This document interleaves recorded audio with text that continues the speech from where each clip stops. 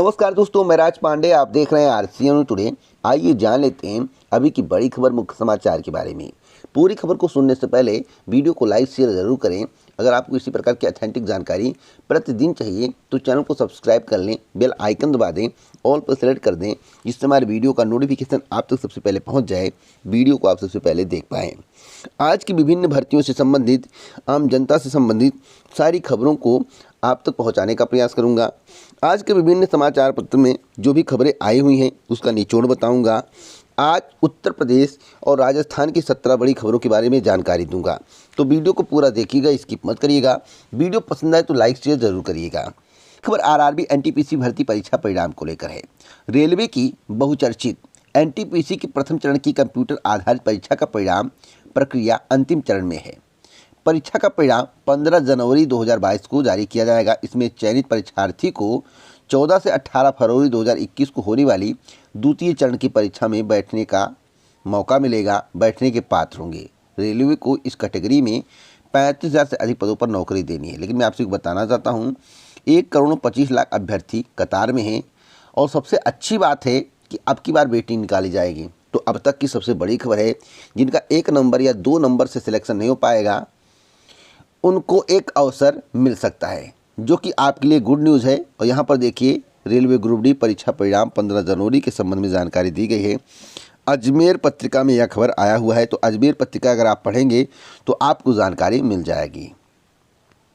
अगली खबर है राजस्थान की बहुचर्चित भर्ती के बारे में, जिसमें अभ्यर्थियों की संख्या काफ़ी अधिक है। 14,92,000 अभ्यर्थी इस परीक्षा में प्रतिभाग करेंगे। वैसे सभी प्रतिभाग नहीं करेंगे, इतने लोग आवेदन किए हैं। हाँ, एग्ज़ाम में बैठने वालों की संख्या लगभग 9 से 10 लाख हो सकती है। 27 व 28 दिसंबर 2021 को परीक्षा का आयोजन किया जाएगा। बीडीओ के 3,896 पदों के लिए इसका एडमिट कार्ड जारी कर दिया गया है। और यहाँ पर देखिए लिखा हुआ है कि यहाँ पर देखिए पूरी जानकारी दी गई है। 26 जिलों में होगी परीक्षा का आयोजन, 26 जिलों में कराया जाएगा। पटवारी भर्ती परीक्षा 23 जिलों में हुई थी और 10 जिलों को परीक्षा से बाहर रखा गया है। लेकिन इस बार चयन बोर्ड ने 3 जिलों को राहत देते हुए ग्राम विकास अधिकारी भर्ती परीक्षा की प्रक्रिया में शामिल किया है। अब सीकर, झुंझुनू और पाली में भी परीक्षा होगी, जबकि पटवारी भर्ती परीक्षा इन जिलों में नहीं हुई थी। तो अब तक की सबसे बड़ी खबर है। और मैं आपको बताना चाहता हूं, अगर आपने जमकर तैयारी की है तो आपका सिलेक्शन पक्का है। पेपर मॉडरेट आएगा, अभी से मैं आपको बता दूं, पेपर मॉडरेट आएगा। अगली अपडेट है, प्रदेश में 1 लाख संविदा कर्मियों को किया जाएगा परमानेंट। राजस्थान का सरकार के द्वारा जो कार्य किया जा रहा है बहुत ही सराहनीय है। राजस्थान सरकार कर्मचारियों के लिए, युवाओं के लिए बहुत कुछ कर रही है। सीटेट में बस फ्री कर दिया गया था, रीट परीक्षा में बस फ्री कर दिया गया था, लेकिन उत्तर प्रदेश सरकार के द्वारा केवल झुंझुना थमाया जा रहा है। जैसा कि आपको मालूम होगा कि उत्तर प्रदेश सरकार जो कहती है वह करती नहीं है। 90 दिन में भर्ती प्रक्रिया पूरा हो रहा था। लंबित भर्तियों के बारे में घोषणा पत्र में जिक्र किया गया था। अभी हाल ही में मुख्यमंत्री जी का स्टेटमेंट आया था, जैसा कि आपको मालूम होगा कि 6 महीने में भर्ती प्रक्रिया पूरी करके ज्वाइनिंग दे दिया जाए, लेकिन ऐसा कुछ भी नहीं हुआ। लेकिन मैं आपको बता दूं, राजस्थान सरकार ने प्रदेश में 1 लाख संविदा कर्मियों को परमानेंट करने का फैसला किया है। नई भर्तियों में संविदा कर्मियों के लिए कोटा फिक्स कर एडजस्ट किया जाएगा, सैलरी और सुविधा भी बढ़ेगी।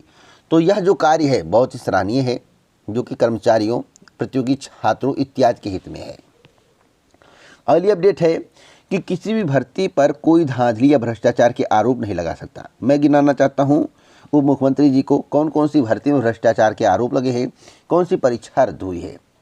यूपी टेट में भ्रष्टाचार के आरोप, 69,000 शिक्षक भर्ती में भ्रष्टाचार के आरोप, 68,500 शिक्षक भर्ती में भ्रष्टाचार के आरोप, जूनियर शिक्षक भर्ती में भ्रष्टाचार के आरोप, टीजीटी पीजीटी भर्ती में भ्रष्टाचार के आरोप, बीडीओ भर्ती में भ्रष्टाचार के आरोप, जमकर धांधली हुई थी, परीक्षा को रद्द कर दिया गया। यूपी पीसीएल की भर्ती में भ्रष्टाचार के आरोप। तो कौन सी ऐसी भर्ती है जिसमें भ्रष्टाचार के आरोप नहीं लगे हैं, जो कि समूह ग के अंतर्गत आता हो। उत्तर प्रदेश लोक सेवा आयोग को छोड़ दें तो अन्य बोर्ड और आयोग की अगर हम बात करें तो उसमें भ्रष्टाचार के आरोप लगे हैं।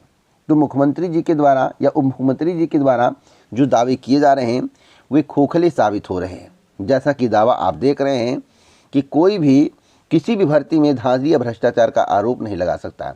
यह पूर्णतः गलत बोला जा रहा है उप मुख्यमंत्री डॉक्टर दिनेश शर्मा के द्वारा। अगली खबर रोजगार को लेकर है।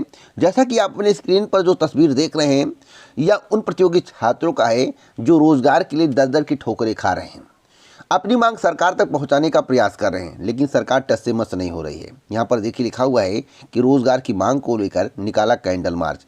वर्तमान सरकार ने जितना भी वादा किया, एक भी वादा उसमें से पूरा नहीं हुआ। रोजगार की मांग को लेकर युवा मंच कार्यकर्ताओं का प्रदर्शन सिविल लाइंस में धरना स्थल पर शुक्रवार को भी जारी रहा।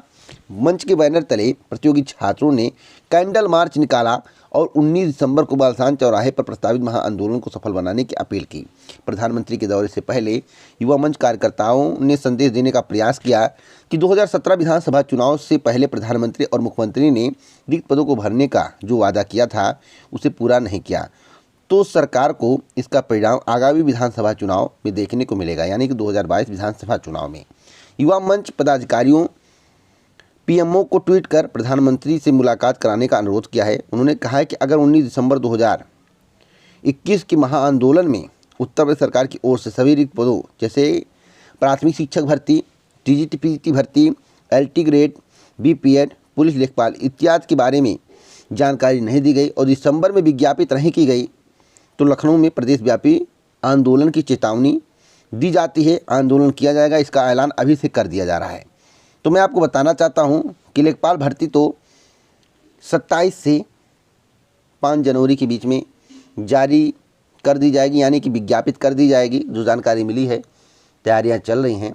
अन्य भर्तियों के बारे में कुछ कहा नहीं जा सकता।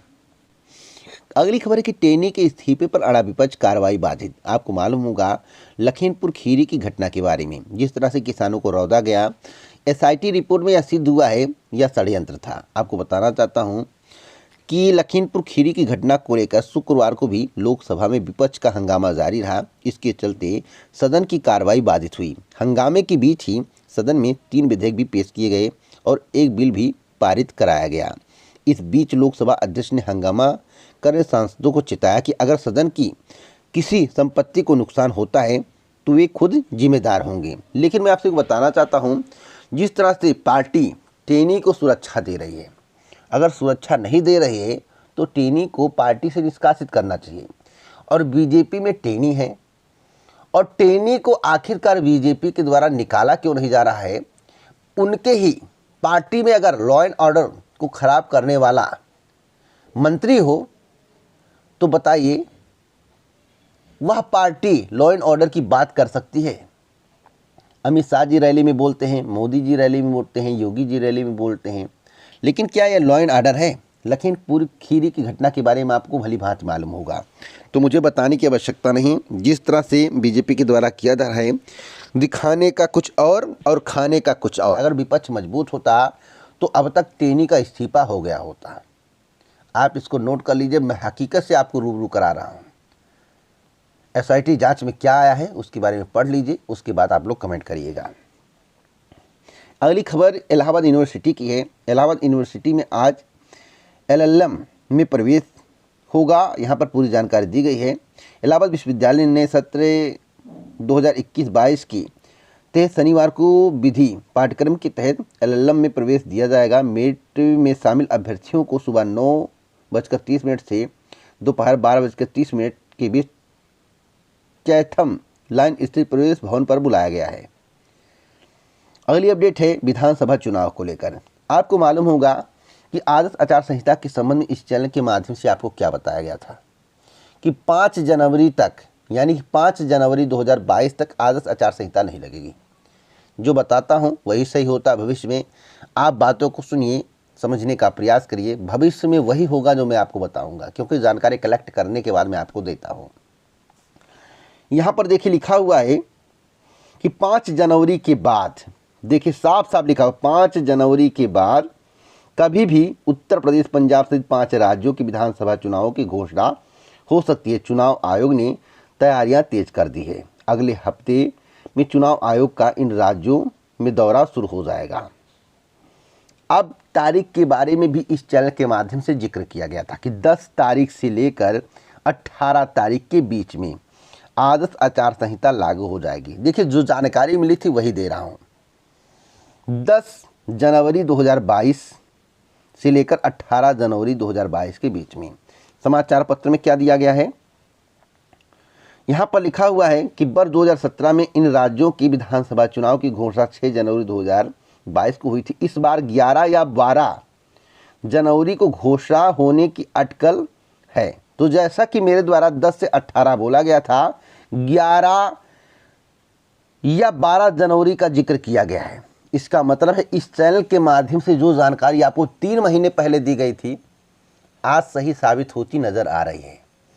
तो आप लोग अपनी तैयारी करते रहिए। वैसे आज आचार संहिता में अगर किसी भर्ती परीक्षा का आयोजन कराना होगा सरकार को, तो चुनाव आयोग से परमिशन लेना पड़ेगा। बहुत ही कम भर्ती परीक्षाएं आज आचार संहिता में संपन्न हो पाती हैं, मतलब कि 100 में 1%, क्योंकि आज आचार संहिता में चुनाव आयोग परीक्षा कराने की अनुमति नहीं देता है।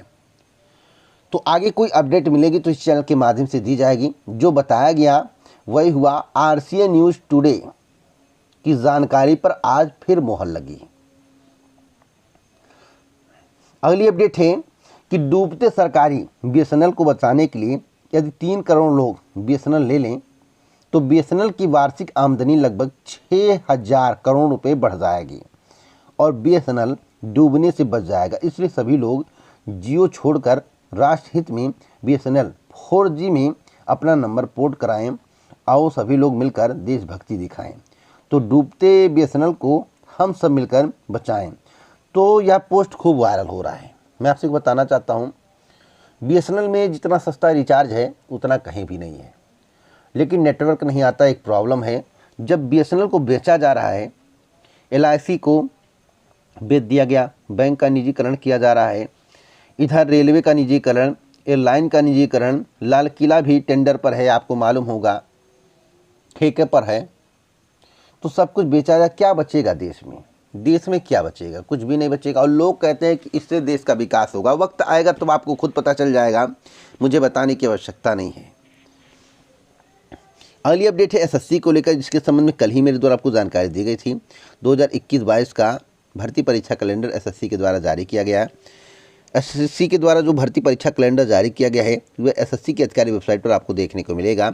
एसएससी एक वर्ष में कराएगा 5 भर्ती परीक्षाएं। अप्रैल 2022 से जून 2023 तक परीक्षा कैलेंडर जारी। कैलेंडर की पहली भर्ती सीजीएल का विज्ञापन 23 को जारी किया जाएगा। तो अब तक की सबसे बड़ी खबर है। अगली खबर इलाहाबाद विश्वविद्यालय की है। बीएससी में प्रवेश के लिए नया कट ऑफ जारी। इलाहाबाद विश्वविद्यालय बीएससी बायो, बीएससी मैथ और बीएससी होम साइंस में प्रवेश के लिए नया कट ऑफ जारी किया है। 19 दिसंबर 2021 को बीएससी बायो में प्रवेश के लिए ईडब्ल्यूएस में 162, बीएससी मैथ्स में प्रवेश के लिए ईडब्ल्यूएस में 155, एससी वर्ग में 128 और एसटी वर्ग में 45 और बीएससी होम साइंस में प्रवेश के लिए ईडब्ल्यूएस में 102, ओबीसी वर्ग में 55। अधिक अंक पाने वाले अभ्यर्थियों को प्रवेश में अनुमति प्रदान की गई है। साथ साथ मैं आपको बताना चाहता हूं कि आपको प्रवेश भवन में प्रवेश के लिए बुलाया गया है, तो आप प्रवेश भवन में जाएंगे, आगे की प्रक्रिया के संबंध में आपको जानकारी मिल जाएगी। अगली अपडेट है, फिर गलत जारी हुई असिस्टेंट प्रोफेसर भर्ती की उत्तरकुंजी अभ्यर्थियों की आपत्ति पर यूपीएससी ने तीसरी बार सुधारी गलती। तो लगातार उत्तर प्रदेश उच्चतर शिक्षा सेवा आयोग गलतियां कर रहा है। असिस्टेंट प्रोफेसर भर्ती परीक्षा उत्तर कुंजी में तीसरी बार गलती हुई है, जो कि बहुत बड़ी गलती मानी जाएगी। एक और महत्वपूर्ण खबर है, प्रवृत्ति शिक्षा भर्ती परीक्षा के 2 केंद्रों का पता संशोधित कर दिया गया है। उत्तर प्रदेश लोक सेवा आयोग ने इसके संबंध में नोटिस जारी किया है। अगर आपने नोटिस नहीं पढ़ा है तो उत्तर प्रदेश लोक सेवा आयोग की अधिकारी वेबसाइट पर जाकर नोटिस को देख सकते हैं। परीक्षा नियंत्रक अरविंद कुमार बिष्ट के अनुसार परीक्षा केंद्र नेहरू कन्या इंटर कॉलेज, बिछिया रेलवे कॉलोनी, कूड़ा घाट का पता संशोधित करते हुए नेहरू कन्या इंटर कॉलेज, बिछिया रेलवे कॉलोनी और परीक्षा केंद्र नीना थापा इंटर कॉलेज का पता संशोधित करते हुए Neena Thapa inter college Gorakhpur cantt किया गया है। अगली अपडेट है आरक्षण को लेकर। आरक्षण के मुद्दे पर सपा का वॉकआउट। सहायक अध्यापक भर्ती में आरक्षण नियमों का पालन न होने का आरोप। इधर मंत्री जी के द्वारा कहा जा रहा है कि कोई भी आरक्षण घोटाला नहीं हुआ है, आरक्षण सही तरीके से दिया गया। अब क्या है, इसकी जांच होनी चाहिए, लेकिन इसकी जांच भी नहीं हो रही है। पिछड़ा वर्ग आयोग के बारे में आप लोगों को मालूम होगा उसने क्या कहा है। तो फिलहाल इस पर मैं कुछ चर्चा नहीं करूंगा। जो सच्चाई है सभी को मालूम है, इसके संबंध में कई वीडियो बना चुका हूं। अगर आपको इसी प्रकार की ऑथेंटिक जानकारी चाहिए, आप हमसे जुड़ना चाहते हैं तो बेहिचक जुड़िए। चैनल को सब्सक्राइब करिए, बेल आइकन दबाइए, ऑल पर सेट करिए, वीडियो को लाइक शेयर करना मत भूलिए। जय हिंद, जय भारत, नमस्कार।